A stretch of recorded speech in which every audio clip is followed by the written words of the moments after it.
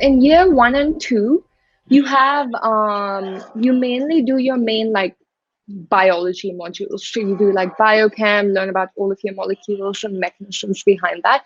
You don't have much clinical work other than kind of 1 2 week attachment every year. But you do, the unique thing about Imperial would be that in the first week, they actually make you look at a cadaver, and like it's quite like unique. A lot of like colleges don't do that, which can be quite interesting. And then after that, you go into third year where you have your clinical year, whole year where you're rotating between different specialties. And then in your fourth year, you have something called an intercalation year, where you do a BSc in any kind of degree you want. You can remain at Imperial if you want. You can go to another degree, another uni in the UK, and just kind of do whatever you want. So I picked to do my BSc in biomedical engineering just because I really wanted a break from anything medical related. And I'm like, it'll be your only opportunity in life to kind of get that. And I really enjoyed that. A lot of people like pick that fourth year to be their favorite year because you just kind of get a break from the clinical life and kind of get to know like what other things are out there. And then in your final 2 years, you go back into your clinical attachment. And then after that, it's a really long process. After university, then you have something called your internship year called F1 in the UK, where you have your foundation year 1, and you could be put anywhere in the UK where you're pretty much a doctor, but you're a junior doctor and you undergo training. And after that, you build up and get more specialized. Wow, it requires stamina for sure. Just Yeah, a listening lot. And to yeah, yeah, all the work that you have to put in. The intercalation year seems interesting because you can also do it at yeah, another school.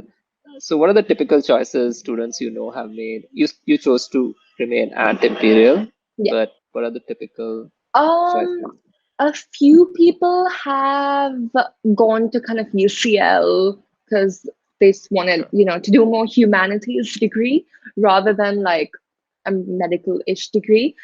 And a few people have actually taken the option to do that BSc year and then take more time out of their medical degree to go on and do a PhD. So they've gone to like Oxbridge, and after they finish their PhD, they'll return back to Imperial and finish their medical degree. But the bulk of the people pick to remain at Imperial. So during the time, this is more true with your clinical sort of practicum areas. What is a day in the life of a typical fourth year, fifth year, and sixth year student going to be who's focused on, say, the practical stuff? Um, so okay, for fifth year, that'll be more like the clinical thing. Fifth year and final year, mainly clinical. So you have, depending on which rotation you get, like you change around for like 10 from 10 different things during the year. And usually every morning you'd wake up, go to whichever hospital you've been given. And typically it can be quite a long commute because like the Imperial hospitals are all around London. They're North London, East London, like everywhere. You'd go there, you'd follow your doctor around, and then you'd be given time to do your own thing, any teaching you might have arranged.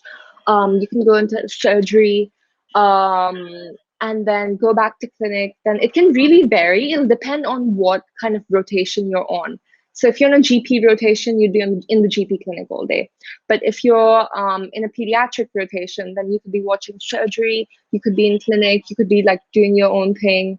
But we do have a few targets which we have to reach at the end of each rotation. And if you manage to reach that, then that's literally all you need. Pretty much. So you grew up in Singapore, you're a Singaporean. How does it match, like the articulation between, say, the degree that you get in the UK, and if you were to practice and stay on in the UK, Mm-hmm. that's obviously an option. But what about moving back home? Is that an option too? And does it Mm-hmm. qualify you Yeah, enough to practice? yeah. So if you look at Singapore, then they're open to a few international universities where if you've gotten a medical degree from there, you can come back and be a doctor over here. And they've got a whole document online. And if your university fit that criteria, then it should be no problem. I'm not exactly sure what will happen if they don't fit that criteria, but I'm assuming you might have to take another like exam or something. but it's And then usually not hard to come back. working in the UK, is that Yeah. something a possibility as well? Yeah, you usually, if you get a medical degree from the UK, you're usually guaranteed a job as a doctor in the UK after that. Yeah. That's really good to know. Let's talk about other things that you do besides studying and going for clinical practice. What is, how do you find time to do other things, and what are the few things that you enjoy doing? I feel like they've changed a lot during like each year. I feel like when you're in year one, you're just trying to get to know like as many people as you can. Then you join like a lot of like different societies. Like I joined the Indian one, the Hindu one, and a lot of people pick to join like a sport one because that's where like they find their main group. But I found mine in the Indian one. So you kind of get involved in that. And they have a lot of events which like you attend, and then you can kind of become like the leader of one event. Then I really enjoyed one of the events which I took part in. And then my third year, I ended up choreographing like a fashion show for Imperial, like a charity fashion show. Then you do have a lot which you can do. But I feel like the older you get, like I've definitely found that that changed in fourth year where you don't really get involved a lot in that kind of stuff. And people mainly end up doing their own thing. So I don't know, just meet up with Sure, friends that's outside of that. fantastic. Yeah.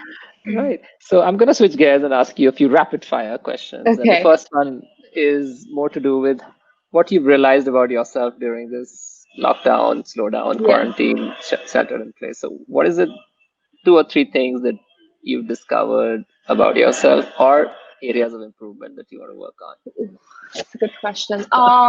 Number one, that I need to, leave the house. Like before, I did think that, oh yeah, I'd be okay being at home for a good week without, leaving the house, but I definitely need to.